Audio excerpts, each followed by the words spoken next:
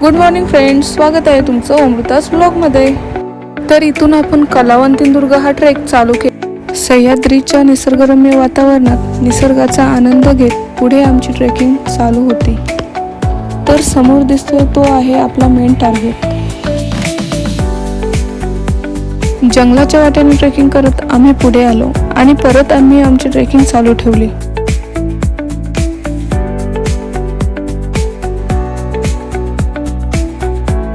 खरी परीक्षा तर आता सुरू होणार होती।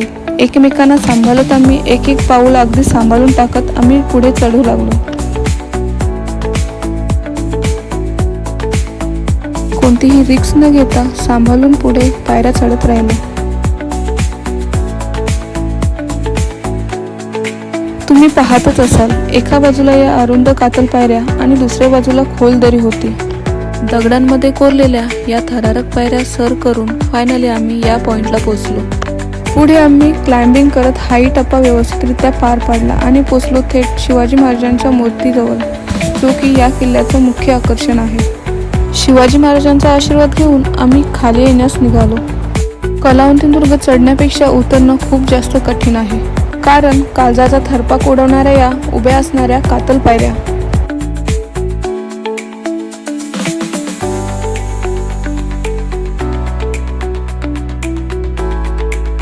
सह्याद्रीचा हा थरार मनाचा थरकाप उडवणारा होता।